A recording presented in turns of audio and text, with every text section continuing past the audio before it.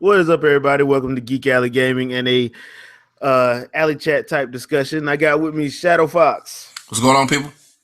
and the game I did got Andre. What's up?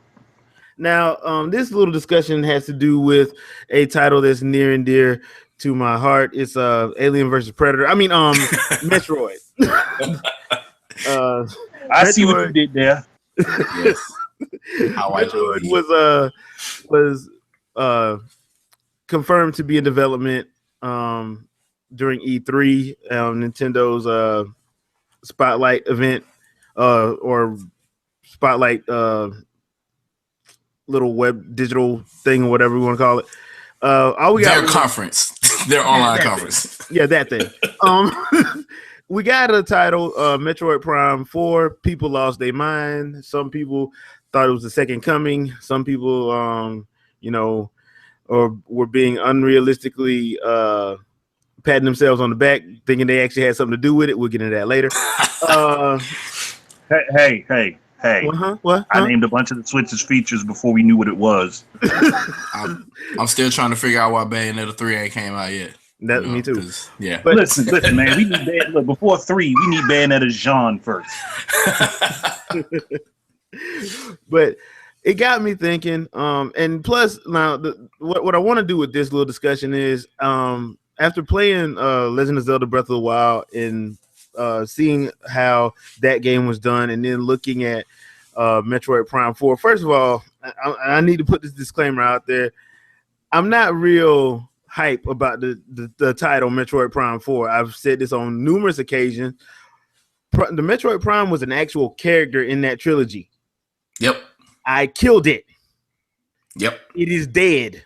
There is no way that thing's coming back. So, that being said, I wish they would just go to something else, to the next story in the series. I kind of wish they would have chosen Dread as the name. Yeah, or something. I mean, but go to the next story, because look, I'm a fan of Legend of Zelda: Ocarina of Time.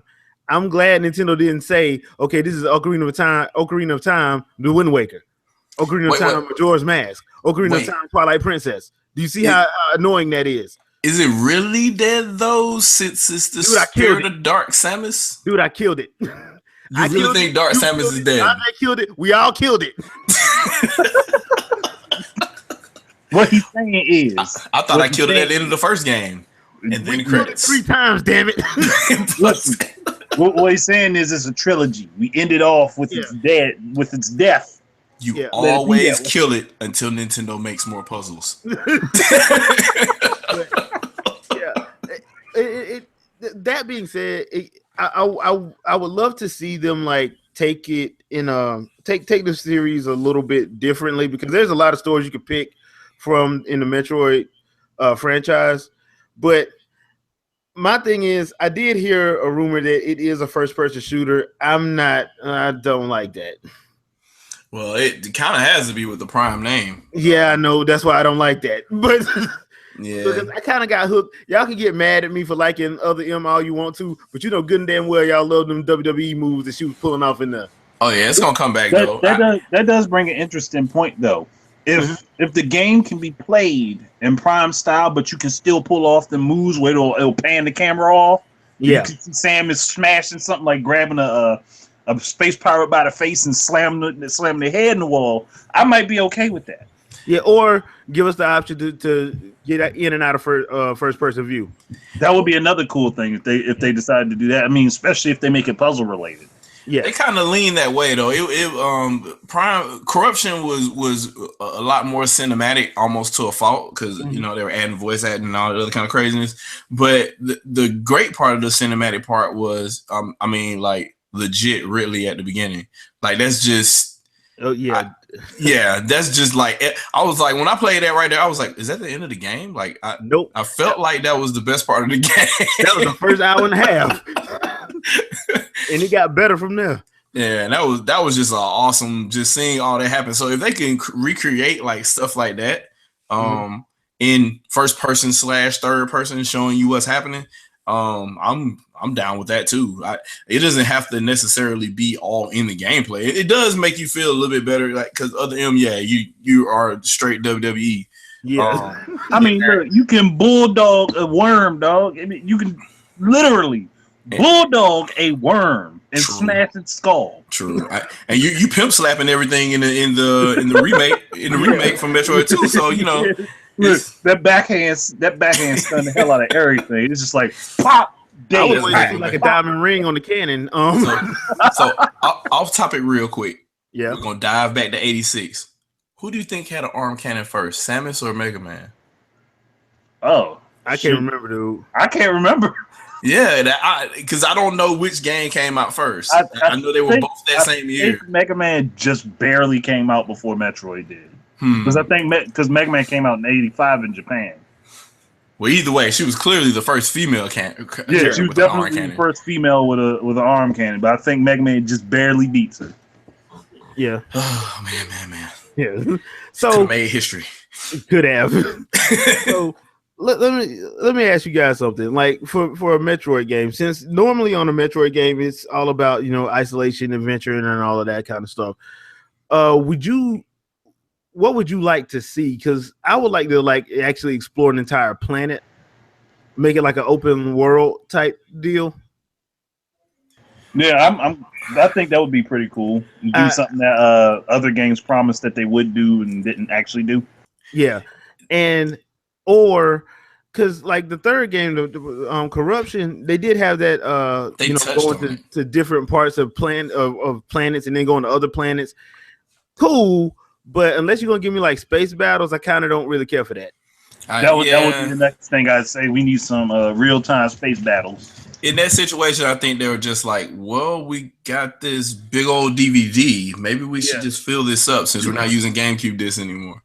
I think that was probably where they were. And to be honest with you, I thought that Metroid Prime 2 was kind of a bigger game because I don't know. I just like every time you went into a new area and Samus kind of came down and then the ship kind of came behind her, or she just came into an area. The way she walked in, like, I own this place, was a little bit more of a kind of a force. I don't know. She just felt more badass when in 2 than say 3. 3 just looked cool because you could see the ship and control the ship or whatever. Yeah, and it didn't look like a Volkswagen Bug. Yeah, it was kind of complete with bobbleheads that you could put in there because, you know, hey, Nintendo has an online service, so please do whatever you can to make sure it was used. Yeah, that kind of deal. So now, if we go, let's say we go open world sandbox. What do you bring back Kraid? We know Ridley's going to be in there, but do you bring back like Kraid? Do you do what I would honestly did and probably like old enemies, but make them like stage or where you can run into them like land bosses? Yeah, I would do that. I think it can be done. For Kraid, I'd have like a facility that makes clones of him until you destroy that facility. Ah, nice. That way, it's something that's tied to like. Sort of like, you know how Mega Man X did back in the day where you beat one stage and it affects another stage? Yeah. Like, so stuff like that where, like, they have a production line of Ridleys that are just like the Mecha Ridley, but if you destroy that facility, those stop showing up until you fight the real Ridley. Yeah. Okay. That would actually be a cool thing to put in, actually, to add in. Ideas, Fox? I'm sorry. I kind of missed the question a little bit. Go ahead. Oh, like you know how in Breath of the Wild they have like you can run into like Lionels and Hinoxes and stuff like that just out in the world. Oh, just open. Yeah. Oh, yeah. I missed that part. Oh, so I was thinking about something when y'all talking about, and I kind of missed it because I was thinking about what I was thinking about, and I was just thinking about how you can make it more of a darker theme, because everybody here has played Axiom Verge, right? Yeah, I have. Yeah. Okay, yeah, and it's just the pacing and the environment they make just by using empty space is something that I haven't seen that in a long time. That is literally a remake of Super Metroid. The entire field was captured in that game. Based on that. So, I mean, granted, they gave you power-ups and stuff to make you feel even more badass towards the end of the game, but I think that walking somewhere and all you see is like a massive expanse and you have no idea what's going to pop up where. I think that's more of what should happen in that type of open world. That's the only case where I feel an open world game should literally look empty because you don't know what's there until you roll up on something. It's like sort of like the Shadow of Colossus, where it's just empty until you come up upon a boss. Mm-hmm. You're kind of like, so you know, when you first land on Talon 4 in the first Metroid Prime, you just it's just an open area over there, basically set up for you to walk around and figure out where you can and where you can't go. And that very quick at the beginning, you learn that you can't double jump yet. Yeah. Like something like that, but at a much bigger scale, because obviously that's a very small little garden area, which ironically leads you to the end of the game once you get towards the end of the game. But you could have like a large open area like that, and then they're all connected to other areas or whatever, where you either go down terrestrially or they're all on the surface of the planet and you're exploring, and they're all different environments, kind of like, I would say it would be a mix of, I guess, looking at Super Mario Odyssey and Xenoblade mixed together, kind of. Xenoblade Chronicles X in particular. So like you could fast travel if you want to by using, you know, your ship or whatever to get to those zones, but you couldn't really fly. You actually gotta traverse it on foot or use your little morph ball or whatever. To cover the majority of the grounds. But if you wanted to go from one major area to another, you could.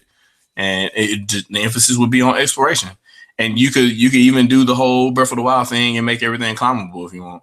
I mean, she doesn't really have to climb. You can do the spider ball and the space jump and all that too. The space jump was awesome in Metroid Prime 2. Oh my God, bring that back. Yeah, but, that was probably one of the better uses of it. Metroid Prime 2 was like a game that actually felt big, though. I do agree with you on that.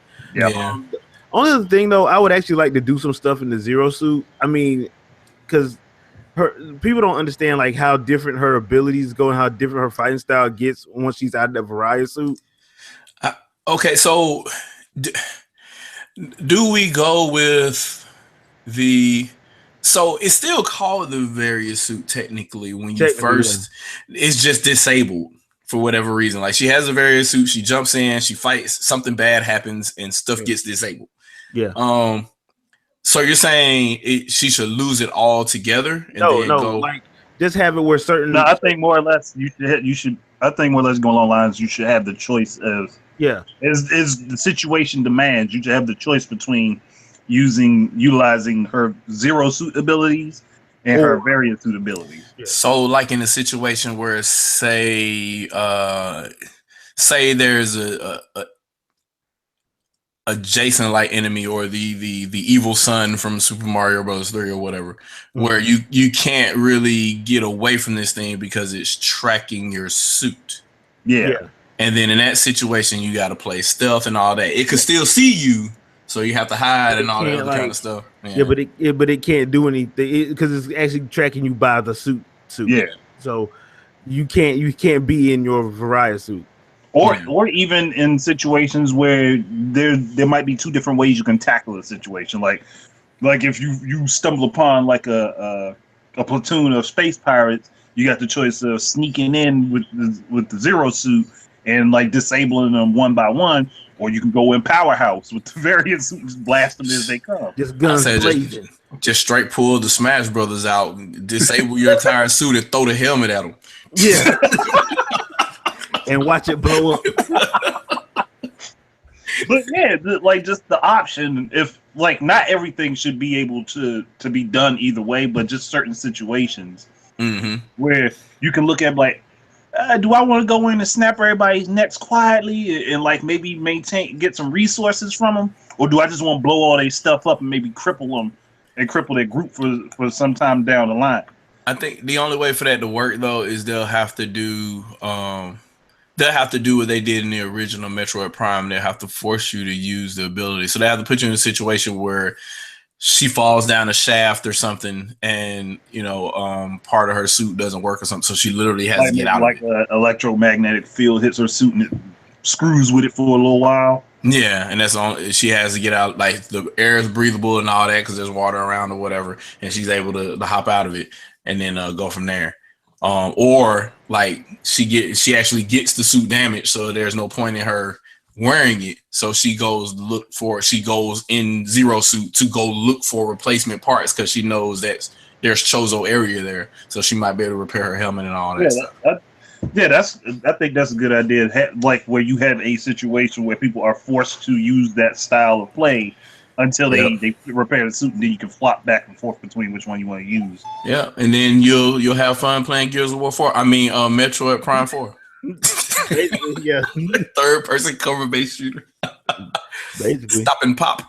Yeah, because the reason why I started thinking about this, because like I said, I was playing Breath of the Wild, and when they did the whole reveal, I'm like, dude, it would actually be cool if they actually did a Metroid game where you were open world, where you actually had to explore the entire planet, because we all know she's gonna blow it up at the end. So yes, that's not even a spoiler alert anymore. You know, the planet's good as dead after she's done with it.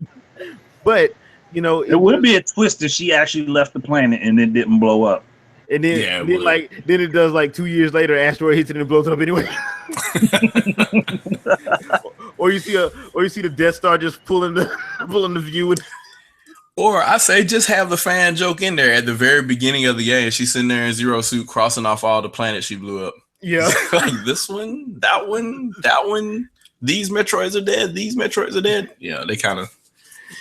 Yeah, that's become an in joke in and of itself. Might as well. Yeah, might as well. Why not?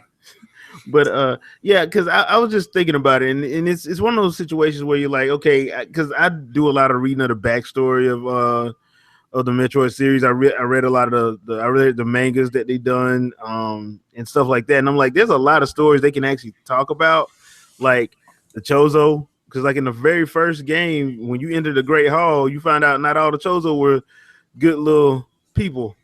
Yeah, some were crazy as hell. Yeah, because they were corrupted. Well, you don't find out they were corrupted until the second or third game. The second one, but you know, them ghosts in there wasn't friendly. Mm-hmm. So you're wondering why they were so angry. Why were they so? Yeah. And I think that's something that they can go into. They can also go into like the whole space pirate situation with Ridley, being as how they keep cloning that mother. I don't know why do they clone him? Man, he's got like a million clones. What is it? Is Meta, Beta, and is there an Alpha really now? There's the Alpha. Yeah, that's the Alpha. I think they talked about it in one of the Game Boy games. They talked about him, but the problem is because she actually kills him in the first game, but they made so many clones it doesn't really matter. Yeah, just like Kraid. He's like, you killed me when I was little. Now I'm 9 screens high. You know. So yeah, I mean, it's just one of those situations like that. I think that we could actually do something with. They could actually do something with the whole Ridley situation, Space Pirate situation, and Chozo situation. At some point, like that's why I get mad when people say that, oh man, we just want another Metroid Prime. Dude, I already beat that mug. So since you mentioned that, should they sap it up then and have Mother Brain actually be the bad guy again? Yeah. And that wouldn't be a bad idea. The twist is Metroid Prime saves you, aka Dark Samus. That would be cool, because like as long as they don't do the Metroid Prime from that Nintendo cartoon from the late 80s. Oh God, no. We don't need any of that. But no, seriously though, that would actually be cool, because that voice is crazy. Yeah, that would actually be cool if they did it, because that would be a twist, like Dark Samus actually having to come save you after trying to kill you. That would be strange. That would be strange. That would be weird and strange. So I would actually that would be an actually cool twist that they do. Now I did read somewhere that they wanted to get into more of the bounty hunters like Psylux. Oh, so see, but people don't like Federation Force, so we can't do that. Well, people they didn't like the hunters No. in three either. They don't like any game where you're playing with characters that aren't Samus, so we can't do Yeah. that. Dude, I loved Hunters. Hunters was off the chain. That was a great game. But Yeah. my point being though, if people want more Metroid and more Metroid lore and stuff, let's work on the world outside of Samus too. Yeah, you So, kind of have to. I mean, at the what galaxy point- is a big place. At what point do we find a living Chozo? There has to be at some point you have to find at least one. Technically, the space pirates are Chozo, but Technically, but like actual They're like corrupt. smart Chozo. remember, like in the first one, if you 100% of that game, they're not all dead. Yeah, they're around somewhere. Yeah, there's somewhere. They- She just don't know. And they kind of hinted that Samus knows where they are. She just won't go back there. Mm-hmm. They kind of hinted at that. It's kind of implied, I guess you could say, that she knows where they are, but like her mission is basically see a space pirate, kill it with extreme prejudice. Yes, and there should be more logs, and all those logs should make you feel badass, like they do at the end of Metroid Prime, where like literally you start reading the logs, and all of them are like, "Oh my God, she's here! The hunter's here! Oh my God, what do we do?" Scared of her. Yeah, that was awesome. When I started reading that stuff, I was like, "Oh, it's a go. I like this. I feel powerful." But that just made you more gung ho to run in on. Oh yeah. I mean, that's the whole reason why they made the Omega Pirate. Yep.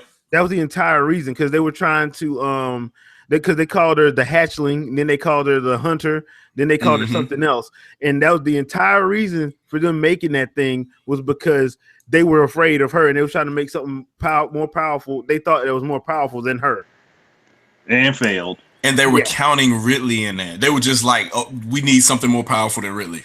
Yeah, because remember the Omega Pirate started killing them. Mm-hmm. That's why they had to. That's why they had to put it on ice, basically, because it started killing them. And then when she got to that room, which I still find to be messed up, that the door was open the whole damn time. You just couldn't get over there. It's just how it works. Yeah. How it works. So, I mean, that was probably one of the best parts. One of my favorite fights in the first game was with the Omega Pirate. I mean, at first I hated it, but then the more I played it, I got better at it, and it was actually one of my favorite fights in the game. I was scared when I first saw it, and then when I saw the patterns, I was like, well, I don't read these logs now, and I see this pattern, I feel badass. I'm gonna. But a lot of people, because I remember talking to my brother about it, and I'm like, he tried to go in there with like 100 missiles. I'm like, no, you need more missiles. Like, what do you mean? I'm good at this game. Ain't going okay. He called me back like 5 minutes later. Hey man, I need to get that guy. Where the rest of the missiles at? Yeah. And they try to assist you because when you first go in that area, it's like a whole bunch of hidden missiles and the whole lava area or whatever. They trying to let you know, look, go get these, and then now that you got these, you need to go back and get some more because you got a tool in this area. I think go use it elsewhere. I think when I got to that fight, I had like 150 missiles. You could do it with 150, but if you had like 75 or 100, you could hang it up. You wouldn't finish that. You ain't gonna last. Because I know I wasted quite a few. Because the thing is, it would be okay if you were just fighting him. He brings in help. Yep. Yeah, that's the problem. Which makes the fight take it in a completely different level. So and then his attacks increase damage as well. So. Yeah. So yeah, that fight, the Bowser effect going where he dying and gets stronger. Yep. So I that in the creation, reading the log to the creation of that, and you're like, dude, y'all are scared of this girl. Yep. Y'all are so scared. And then 3, they just like it just got built to the umpteenth power, because now you know the Federation like yeah, we don't like use you because you don't really pay attention to orders, but since you here, we're just gonna have to use you. To be fair, Samus is 6'3" without the suit, so yeah. I mean, yeah, she's supposed to be. But 200 pounds. That's a strong chick. Everybody, like if Samus was a real person, you'd be scared of her too. Yeah, she's an Amazon. Yeah, she is. She is literally a taller version of Venus. Yeah, And, I mean, yeah. well, Yeah. the other thing you gotta remember, like when they gave her the turned blood, on and terrified at the same time. yeah. Like, the other thing, hey, boo, can I get your number? I was just playing. I was just playing. I was just playing. Sammy. So Oh, you winked though. You winked. Okay. Be like, Sammy. So, what kind of coffee you like? Yeah. Yeah, you looked a lot shorter from the other side of the bar. Why you sit so low? Like, how do you sit that low? Because I swear when I was sitting down, I looked taller than you.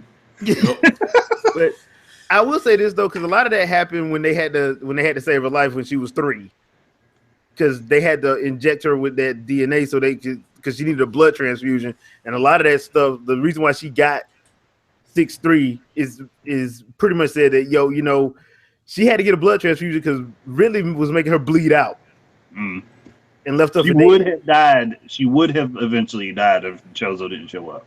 Yeah, because Ridley was he didn't have to do what he did, man, because they actually put it in the manga. He like basically fried her parents in front of her. Yep. He basically fried them in front of her. And so what you do is you make him live a life of eternal anguish by allowing the Chozo and the space pirates to recreate him over and over again, so you can kill him over and over again. Yeah, basically, because that pretty much makes her snap for the most part. He is her PTSD. Yeah. Yep. But the way she reacts to it is a little bit different from normal PTSD. She just goes on a berserker rage. Yeah, I think she takes it out more on Mother Brain than Ridley for some reason. Like Ridley just manages to get away, and then like she saves it all from Mother Brain. Like, you're gonna get this hyper beam, and I'm like, oh god. That's more or less. It was Mother Brain's fault that Ridley did it in the first place. That's basically, yeah. And then she turns into Frieza because she has to destroy a planet. Of course. That's like you just routinely blow up planets, space stations, everything. It just gets destroyed. I just felt like at the end of Super Metroid, I was like, did she collect 50 rings after getting all the Chaos Emeralds? Because like she is like legit blowing Mother Brain up. I'm like, oh my god, this is amazing. I should have had this at the beginning of the game, and the credits would have rolled immediately. But you know how that goes. Did anybody ever figure out how to do that little thing where she turns into the little bubble butt naked? It's in the attract mode. Yeah, I never knew how to do that. I never figured that out. It just does it, and I'm like, well, how do you do this? So yeah. Oh well. We'll figure it out at some point. It'll probably maybe it'll be in Metroid Prime 4. Who knows? Maybe. You never know. So built on Unreal Engine 4. The other game that they talked about Metroid wise was the 3DS remake, and for this I'm gonna let y'all go in and get it out of your system with the whole AMR. Well, I already got it out of my system a couple weeks ago with my video. I just want to get it out that people are still clinging to that. Here's the thing, like we talked about this already. And it was on the Shadowcast too. We talked about it with a lot more swear words. But literally, if Nintendo puts a DMCA action on something, it's probably because they're making it. That's literally. You can go to any fan website where you see fan games. There are tons of Legend of Zelda fan games up, but the only one that got taken down was related to Breath of the Wild. Mother 3 has been legit translated by fans for over 3 or 4 years now. Yep. The moment that ROM is taken down, they're bringing it to the United States. It might not even be because of how old it is. Maybe, but it just seems like that's their thing. That's what they're doing now. So, even at this, they wait to do the takedown once the game is released. So it's not like people can't get to it because somebody's gonna get it and they're gonna redistribute it somewhere else. It's just that one place has to stop putting it out. They took the fan made Mario game down. Yeah, the one that won the website. Yeah, they took down the website, and they took down the iOS one. I forgot all about that. Yep, and for obvious reasons, because they were doing it too. But they didn't want to take down the Peter one. Nope, not gonna do that. Not gonna do it. See, they looked at that. It's like, look, y'all already hurt yourselves. We ain't gotta do nothing. Yeah, we ain't gotta do nothing.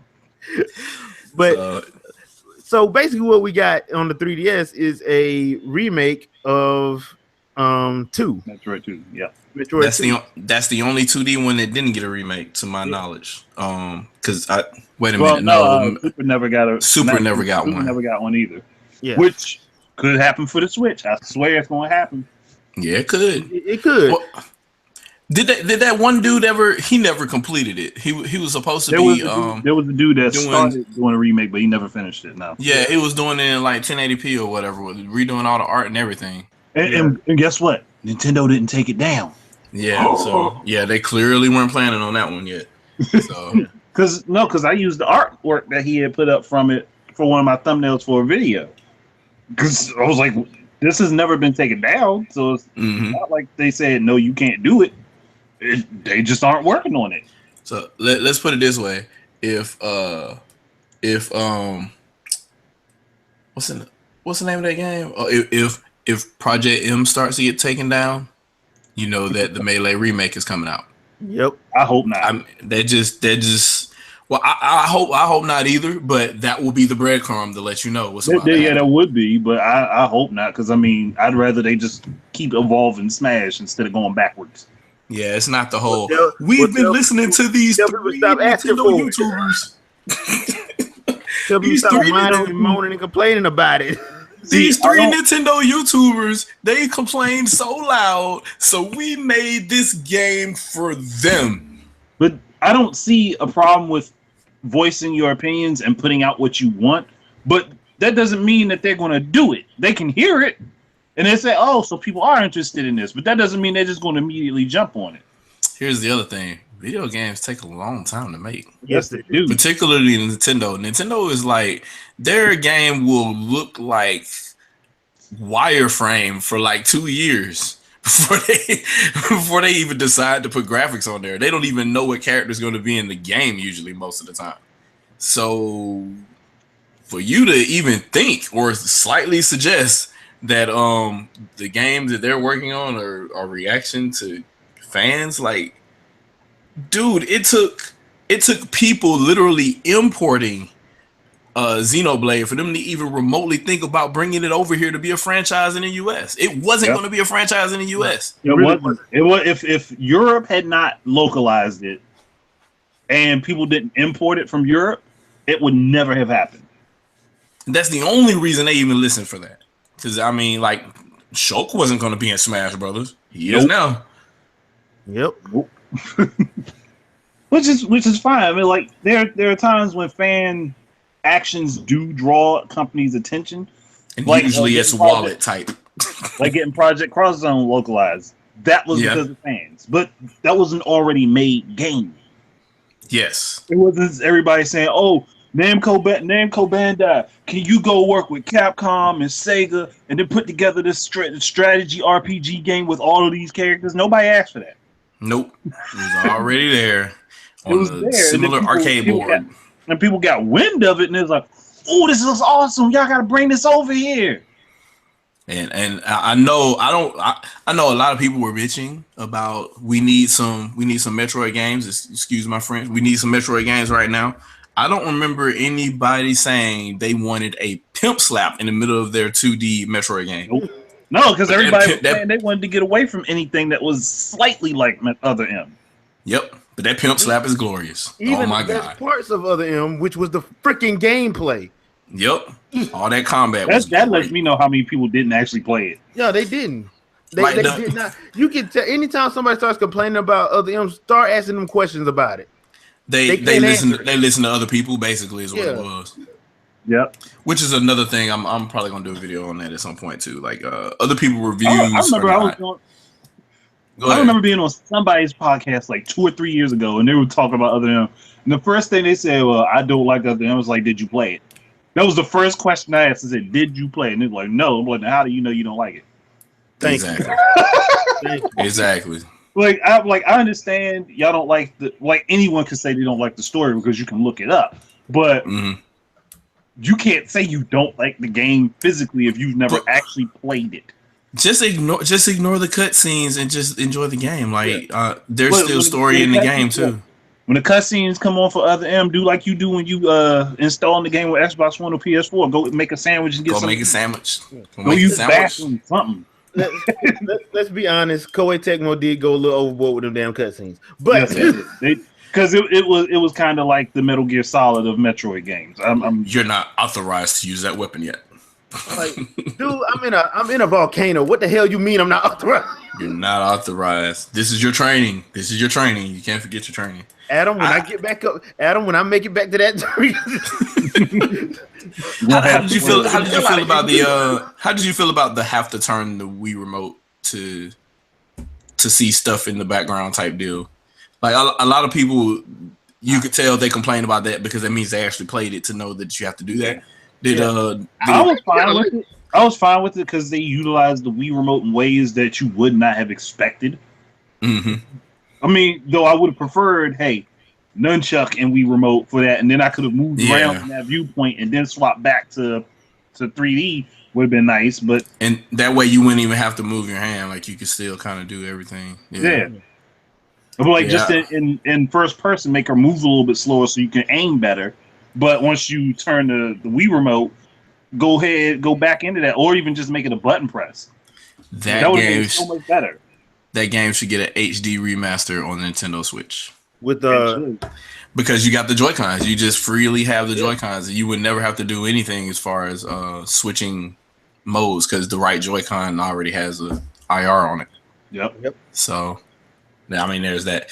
Hey, Nintendo, you hear that, man? I'm telling you, get on it. Make this check. Now, the other thing though, because like the one thing I like about that whole 3DS thing was the whole pimp slap WWE moves. Gotta have a pimp slap. Yeah, I'm looking forward to that. Now, the question is this supposed to be a straight up remake, or did they change some stuff? Because I'm thinking they changed a lot of stuff. They apparently changed a lot of stuff going into the game. Like there's going to be a few retcons apparently. Now, has anybody here played Metroid 2? Like legit? I haven't played. Okay, I have not beaten it. I have on old school Game Boy. Old school Game Boy up here. You'll probably see it in the background of my next video when I put it up. Old school Game Boy Metroid 2. Bruh, there is no map in that game. No, there isn't. No, you gotta find all these Metroids. The screen shakes after you kill one, and you have no idea what changed. Tracking Metroids is difficult. Finding your power-ups is like a mess in that game. You kill a Metroid, the screen shakes. Now you got to go walk all around the world and figure out what door just opened. And there's no shortcuts. You have to literally traverse everything. No shortcuts. But that space jump though. and that's where the Spider Ball originated, was Metroid 2, right? Mm-hmm. Well, and now you're able to pull up the ledges too now, so that's pretty cool. So you can bomb jump to ledge and then pull up from the ledge. So and they redesigned the maps to kind of fit that better. Because there's some areas in the original game you would literally have to bomb jump for like 20 minutes to get up to certain ledges. So that's ridiculous. Yeah, that's just dumb. Like at least in Super Metroid, you could at least figure out how to do the wall jump and get up there, but no, or wait until you get the little helmet thing. I forget what's the name of that jump where you have to duck and then jump up and then you fly out. Oh, you talking about I forget which jump. Yeah, I forget. It's like using the speed boost that she gets. I can't remember what they call it. Yeah, it's like air boost or something. I forget what it's called, but you shoot straight up in the air. You run and build up the momentum, and you stop, and then you got to duck and then go, and then you jump. Yeah, but she can do that going up, or she can do it going sideways too. Mm-hmm. Yeah, you could, or in the air, like at the diagonal, kind of. Yeah, you could do it that way too. So I found that out the hard way. Do you think this game is one of those games that speedrunners love? Of course. Like did you watch the I missed the Treehouse. I missed the all treehouse. they did was talk about esports stuff. They were pimping esports so hard. Like, this is really their focus right now. That's because Nintendo has Nintendo Versus now. They're doing their own competitive Yeah, platform. they doing it. I replied to one of their tweets today. They look. I have a feeling Nintendo's going to go hard on this, especially with the games that they're putting out. They're going to have their own competitive market. Yeah, it's like, they're doing it. You seeing everybody else do this? You seeing them make money? Let's do it our way. Yeah, remember the Nintendo Wi-Fi connection, and they had the Mario Kart DS. They had the leaderboards on there and stuff, and then I remember that. I think that's actually going to look. Them leaderboards is going to start getting important now. Yeah, they Mario Kart TV, and they're gonna have ARMS TV and all kind of craziness. Let's get some Splatoon TV. I want Splatoon2TV.com right now, where I can log in and watch some Splatoon 2 battles. And you might be you might not even know whether you're gonna be on the stream or not. You might go on Nintendo stream and you're featured. You're on there. Go. But which I think that'd be a cool thing. Yeah, so they're all the way around. They're trying to do they're pimping ARMS, they're pimping poking, and then they're talking about speed runs now too. So that leads me to believe at some point there's going to be another Mario Maker at some point, and they're probably going to focus on speed runs on that one too. Yeah, so. The one thing I want Nintendo to take from Capcom that they would have done if they hadn't killed the Mega Man universe is actually put a full Mario game in Mario Maker, a full game, not where it's just picking random levels for you, but an actual full game. Yeah, like Super Mario World. Here you go, play it. It doesn't even have to there's be, 7 levels and Bowser. Have to be a remake of an old game. They could make a whole new set of levels and just make it a short, half the length. Yeah, I think the majority of that development was literally them building the tool. So it's now that they obviously can just kind of port the tool, they probably can spend time making levels and stuff. Yeah, because just have a set of levels that comes with the game, so that you can play levels and see the different things the game can actually do. Like, you could tell in New Super Mario Bros. U, they were literally just working with the level editor to make cool stuff, and they made really good levels. And then you were able to alter them, to help other people, whatever, if you needed to with a gamepad or whatever. But it's a little bit harder to take that same tool set for 4 different games, mind you, and then say game players can do what we just did too, and we have to make it intuitive enough that we have the foresight to think that whatever they're going to think of doing, we don't screw it up for them because they think different than us. With the exception of slopes. Yeah, it's like thinking backwards. It's like building a car for a toddler. That had to be the toughest project. Next Metroid game, Metroid Prime Construction. Oh God, maybe for that multiplayer with those hunters we don't want. Nobody wants the hunters. No, but I legitimately think. Honestly, if Nintendo were to be sneaky like they did with the Switch, repackage Metroid Prime Federation Force as a game where you're playing with hunters, repackage all the gameplay, maybe not make the levels exactly the same, but repackage that gameplay and give you different bounty hunters to play with, like they did in with hunters, but with the Federation Force gameplay. And put it on the Switch. Put it on the Switch because people will want it in HD. They'll make money off of it. Just port Blast Ball to Switch. Just port Blast Ball to Switch. Get moving. And look, people love Blast Ball until they heard Metroid Prime. I remember watching that video. People were cheering. They were excited, and they heard Metroid Prime, and that got quiet. Yep. I was like, everybody's like, "What is this?" It was their Rocket League. Yep, it was Nintendo Esports. It was their Rocket League / Griff Ball from Halo. Yeah, that's basically what it was. Which to me, I'm like, yeah, I mean, y'all could have did that, but whatever. It is what it is. I remember watching that video and people were cheering. They were like, "Oh, this is exciting!" I remember seeing that, and they said Metroid Prime Blast Ball. Everyone got quiet. It's they instantly went from loving it to hating it. The thing was, you couldn't tell that's what that was. I could tell from the damn suits. I'm like, this is Metroid. Look at the freaking suits. why are people so entitled when it comes to that franchise? And it's so They funny don't to even me. buy it. They And then don't these buy are it. these are the people that don't buy it, the people that don't like Nintendo anyway, but they're so picky about this franchise they don't play. I don't understand it. Yeah. I It's just really feel like that was annoying. just hilarious to me when I saw playing that It's really video. kind of annoying when you think about it. That's why I was like, because the one thing I said, and I think Dre, you was with me when we did that E3 one.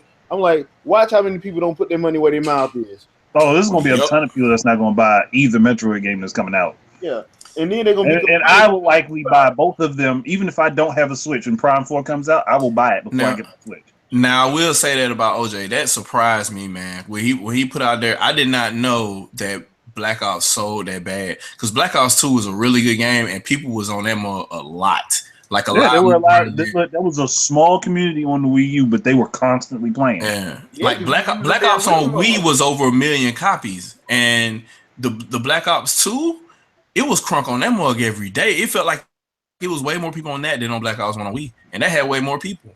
But the So problem is Black Ops 2 for the Wii U wasn't even advertised.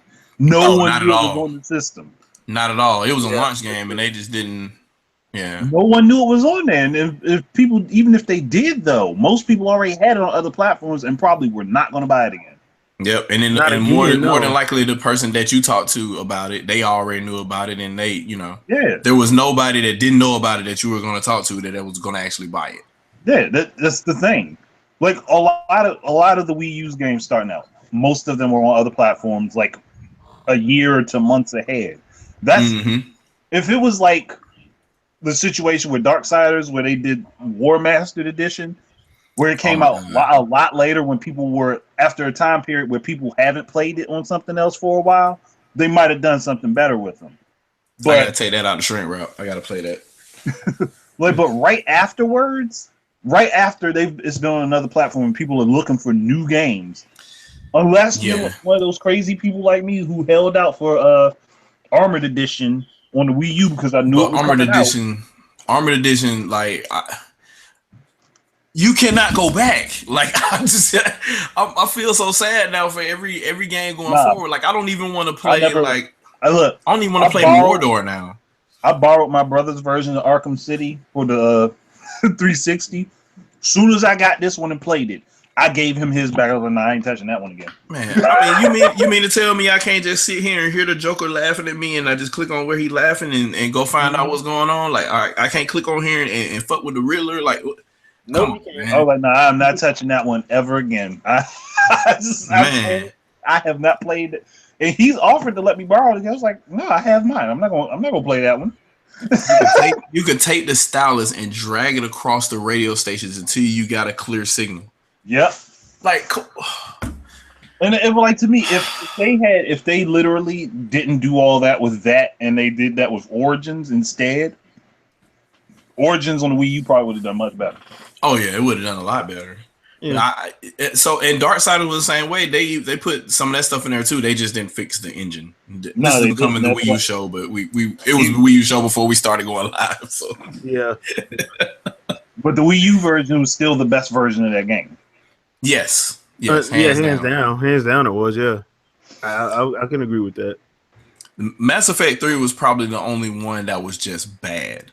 It's not even bad. It's just gimped. It was bad. It was horrible. bad because of the price. You did get the 3 stories DLC, but that was it. You didn't get any Leviathan, none of that other stuff. So And there's so much stuff that's missing because you don't have the other 2 games. and I don't understand it There's all these because different story points that link together.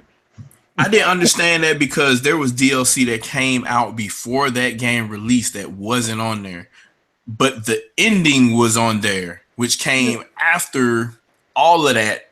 After some of the new stuff came out, it was after all that they had the ending baked into that version. Yeah. I'm like, what? That's that was just so backwards. It's one of those things where it's like EA and I figured EA didn't want to pay for the other 2 games to be ported to the Wii U. Yeah. That's... So it's like, hey, we're going to put this game out for $60, and then we're going to put the collection out for $60 on the other 2 platforms. Yeah, which is just, oh my god! But then they made sure they ported the other 2 versions to PC. Yep. So there's just, but whatever. Look, PS3 didn't even have the first game before that trilogy. Yeah, they created a comic book for them. They're like, hey, here's this comic book. Pick what you're gonna do. All right, we're gonna throw you in Mass Effect 2. I mean, that's a nice thing if you just want to jump to Mass Effect 3, but what if you wanted to play the other two games? Yeah, that's craziness. Yeah. So I don't know. I feel that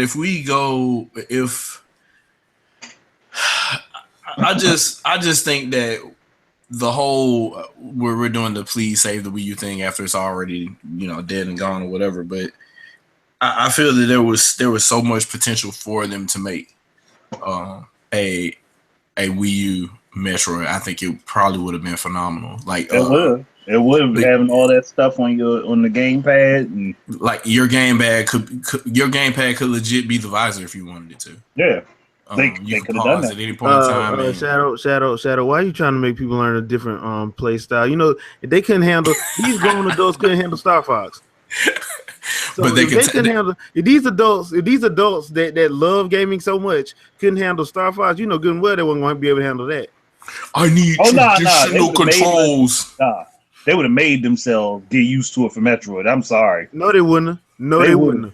Cause I would have thought they would have made themselves get used to it for Star Fox, seeing as how many people bitched, gripe, moan, and complain that they didn't have a Star Fox.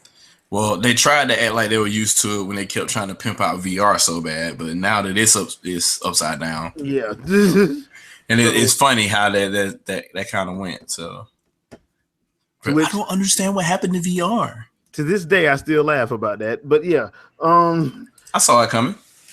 I think we all did. But yeah, that being said, before we get up out of here, I do want to ask y'all one question. Back in the GameCube days, there was an alleged rumor that they were going to cross over Metroid with Star Fox. Should Nintendo go back to that? If that rumor is true, I think they should. Go back to what? What was that again? Back in the GameCube era, in Generation 6, there was a rumor floating around that Metroid was going to cross over with the Star Fox series, and they were going to do a game. Yeah. Somebody made a YouTube video. And go on and do that and make it for like the Switch or something. I think they should. Because that way you can have your multiplayer game that everybody seems to want to have a multiplayer game for some damn reason. You can also put, air combat, and you can put ground stuff in there. Because unlike some people, I actually enjoyed Star Fox Adventures on Dinosaur Planet. I thought it was actually a fun game. This is a good game. It was one of those things where people said it's too different. Yeah, and I actually enjoyed it. But if you put like the put some melee, some ground based missions and some flight missions in there, I think it could actually work. And because theirs is the easiest story to make sense of them crossing over, since they both operate in space. Well, you could literally just say they operate in two different regions of space that are just far apart from each other. Why not just make it Star Fox cross Metroid cross Super Mario Galaxy and keep it moving? Nah. You gotta drop Mario. You gotta drop Mario because Mario is more fantasy. This fool is up here trying to possess Devil Joe from Monster Hunter. So, wow. But we gotta drop Mario because Mario's more fantasy. Yeah, now, I don't know. Now we can have a world in that Rabbids game. He capping fools. We can have a world where Mario goes back in time, or maybe even forward in time and meets Link from the Legend of Zelda, depending on how you look at it. Yeah. I mean, they kind of coexist anyway. They're Yoshi dolls in some Zelda games, so yeah, there he is. And, yeah, but no, I think that probably. I'm trying to think what kind of idea that would end up being. How would you? It would be different though. You would have to get at some point though. You would have to honor the core mechanics of both games. So somehow you would have to figure out. Look, I already got it. I already got it figured out. Hold on, wait. Yeah, it makes sense because the ground missions for Star Fox suck. On the ground, we're gonna make this game. On the ground, we're gonna make this game play like Metroid. Yeah. Yep. Then we're gonna have space battles, and that's where Star Fox takes over. And since Fox them use blasters anyway. Yep. There you go. And wait, then Andros we looks like Mother Brain take it anyway. Yeah. Step further. Andros really does, so you can and make have it multiplayer. Andros either gets one of those Aurora units and he don't realize what he got, and that's when you have that's where the team up comes in. Actually, I would do something weird and make it a 2D side scroller on the ground, so it'll play like old school Metroid game. That would actually be cool though. Then when you gotta jump off planet, go into Star Fox 3D. and make in that game I would have it going to different planets. I have both of them going to different planets. And make it but seamless. That's what I'm saying. You'd have Samus and Team Star Fox going through space, taking having to deal with Star Wolf's team and a bunch of other teams just in the space pirates working together. And then you can deal with those little bits of fan fiction where Samus actually likes cutesy stuff. That would be the weirdest thing. That would be so funny, dude. She has the bobbleheads. Look, she's stopping the plane and spot a plushie, and Fox looks like, what the hell is she looking at? Yeah. So, I mean, I would actually like to see them do that because, like I said, that to me, I wouldn't mind seeing a crossover, a first party crossover between like stuff that it can actually make sense. Like to me, that one makes more sense than probably anything else. Like, yeah, you could probably make one where Legend of Zelda can meet up with Fire Emblem, but yeah, it's possible. I would like to see Super Mario Sunshine cross Splatoon. Yeah, that would work. That's obvious. That should happen. And I just want to see Arms take on Ready to Rumble boxing. There you go. Gotta have Afro Man. Oh my gosh! Let Afro Man get another couple commercials in. That wouldn't even be a fair fight. Let Afro Man get another couple commercials in, man. You gotta let Afro Man get them commercials in, man. That would not be fair, though. That would scene for DLC. That would not be fair. See, well, I would think it'd be more Punch Out versus Ready to Rumble because that to me fits a little bit better. No, but I mean, like the whole fantasy thing. Because, like, let's be real. Like, them boxes in Ready to Rumble didn't make no sense. They didn't. That's exactly why I'm saying Punch Out. Because Arms, that ain't a fair fight. They stretch. Their arms stretch across the ring. And for some reason, I still think Afro Man can take Spring Man. He probably could, but he's the only one. He probably good. He got that KO upcut though. So, but Michael Jackson, nobody beat Michael Jackson, dude. with that one shiny glove. Look, Michael Jackson makes 17 men lay dead by doing a dance and flipping a quarter into a jukebox on Sega Genesis. Okay, like Michael Jackson can't be touched. And they put him in Ready to Rumble boxing. that would actually be an interesting way to play Ready to Rumble if blend Ready to Rumble Punch Out and you playing from the first person perspective for not first person but from over the shoulder like Little Man. Yeah. Yep. And then you can bob and weave and everything. I think that'd be cool. Put Michael Jackson in the side scrolling Metroid. Wild move. Michael Jackson in the Metroid game. Oh my god. I can see him fighting Craig. Playing in the background. Had a good music playing in the background. You know, I think it would be pretty cool if Nintendo allowed Samus to join the world of Axiom Verge. I think that would be a cool little kind of because that whole game was a tribute. They tried to get that to happen too, and I think Nintendo denied it. They need to reconsider that. Yeah, I think that would be really cool. I understand why they did it, but yeah, they probably should have just loosened up the purse strings a little bit. Yeah, I mean, all they had to do was just say, "Well, okay, it has to be exclusive to our platforms, obviously," and then that'll be it. That was how it was going to be, but I think it's just that they didn't want to do that because they were probably because of them working on their own game. They were like, "Nah, we don't want to do this. We want to have her in something else while we're working on our own media for her." Mm-hmm. I think they porting the Switch too. Yeah. Yeah, I definitely see what the conflict of interest would be now because like they're re-releasing, they're making a physical version for Switch if they haven't already. I don't think it's out yet. Yeah, so that would be a huge conflict of interest if they had all that going on. It would be cool if, say, Metroid 2 didn't come out this year. Yeah. Maybe if both of those games came out in 2018, I could see them doing like a love letter edition of Axiom Verge for Nintendo Switch and having like a little Metroid, like they're doing the Metroid amiibo or whatever, and have that working there or something. I mean, they can always update it later and add it in if they really want to. Yeah. I think that would just be cool because they went through so much trouble to show how much they love that game. Yeah. I think they should at least acknowledge them a little bit, but whatever. Like, is there? I mean, they can do what they want to with their IP. They spent the last almost 30 plus years building it. So, well, actually, it is over 30 years. But yeah, now it is 31. Yeah, Yeah, so. Sam is old as hell. You look like still look young. Oh yeah. She's Tina Turner. Pretty much. But that will do it for this Geek Alley Gaming Alley Chat. So, Shadowfox, got anything you want to pimp out? Shadowcast video. Whenever I'm done editing it, it'll be uploaded. That's all I got. Do you play games, have fun to impress other people? All right, Andre, anything you want to pimp out?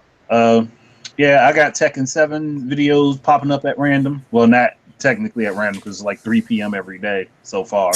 And I've been just doing random live videos, and I still got a couple other things that's going to happen this week. So just be on the lookout.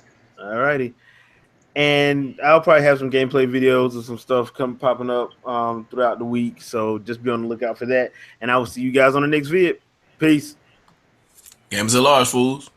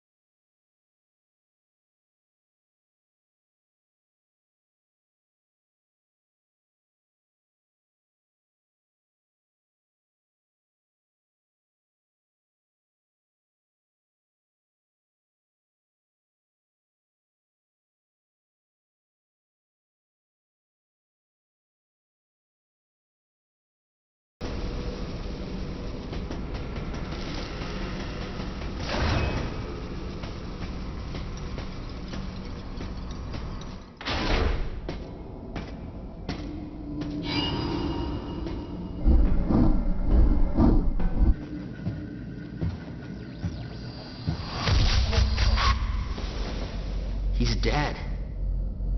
Someone or something attacked him.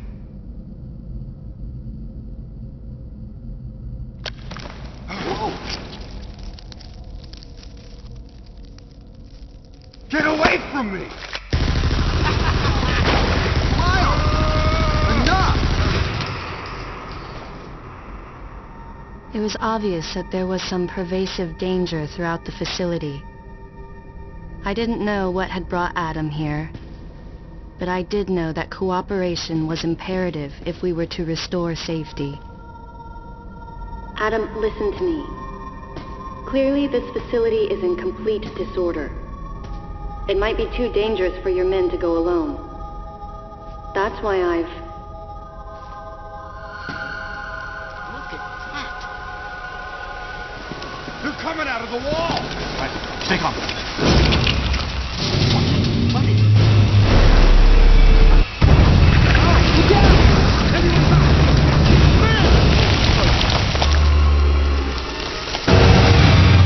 Open fire! Bring it on!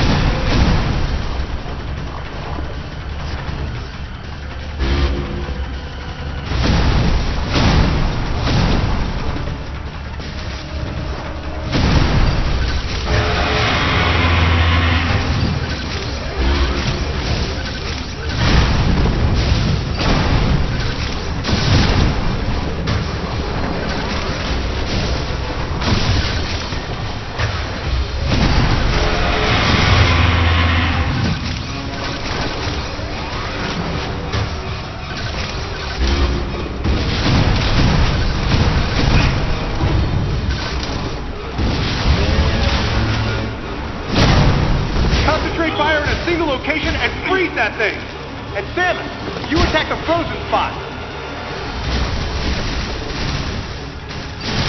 Now, use your missile.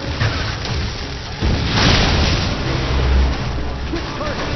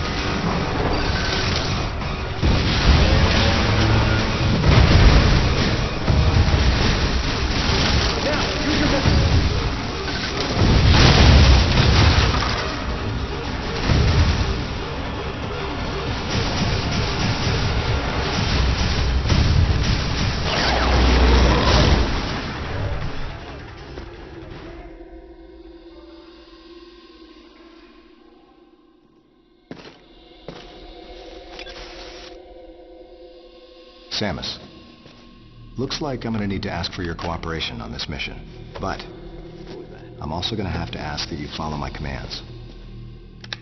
You don't move unless I say so, and you don't fire until I say so.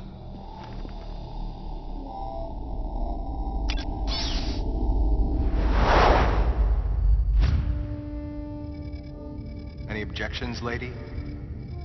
The thumbs up sign had been used by the Galactic Federation for ages. Me?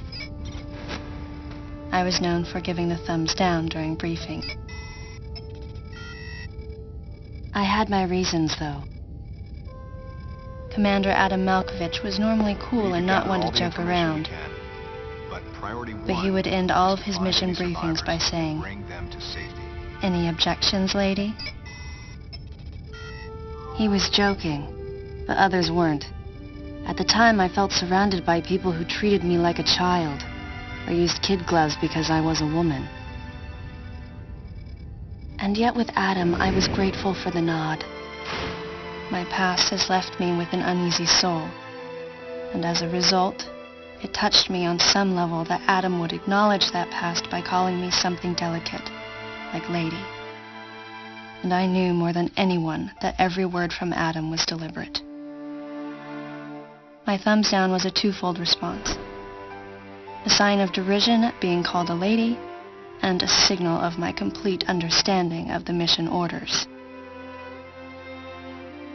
The other soldiers were always willing to support me with easy smiles despite the fact that I clearly had so much yet to learn.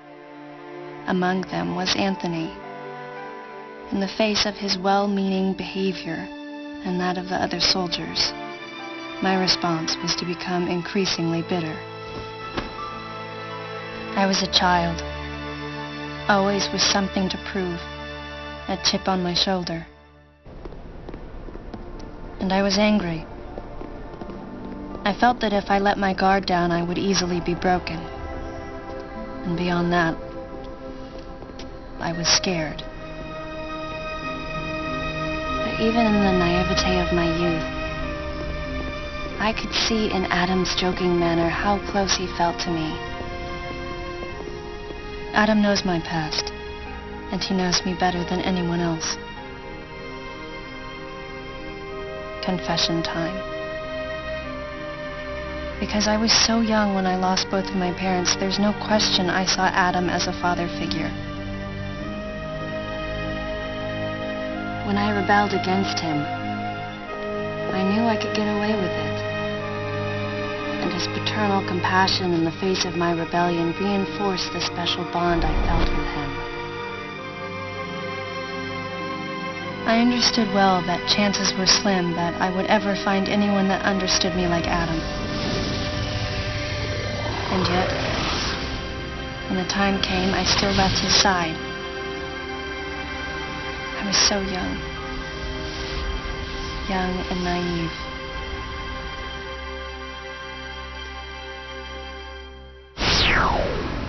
Exactly what transpired here on the bottle ship is still uncertain. Here's what we do know. The equipment we thought had been destroyed is operational again. And we've seen casualties attributed to an unidentified and lethal creature. The situation is critical. We need to gather all the information we can, but priority one is to find any survivors and bring them to safety.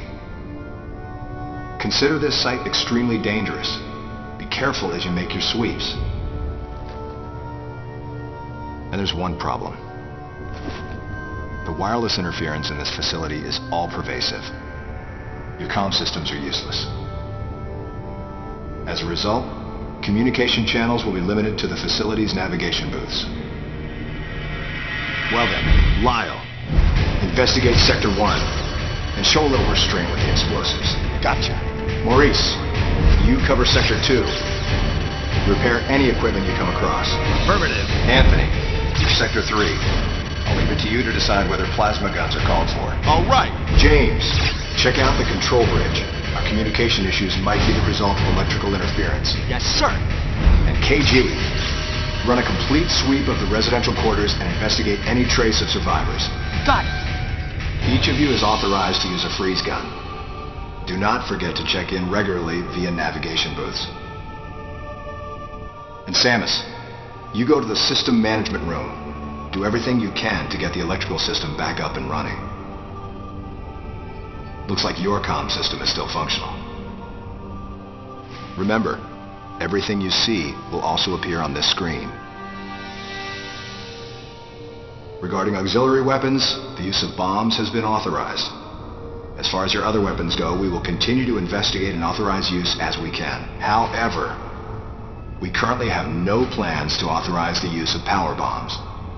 As you know, they have the ability to spread a high-temperature heat wave over a large area, impacting living things, which is a nice way of saying they can vaporize humans instantly.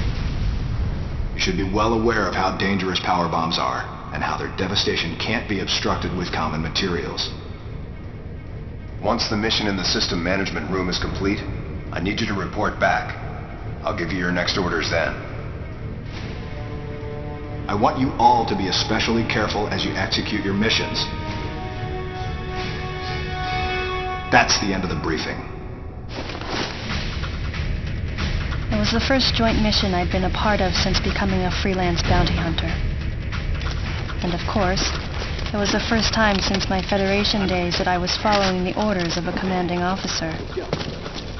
Having received mission orders from Adam, I felt confused and strangely exhilarated at the unexpected turn of events. I responded. Understood, Adam.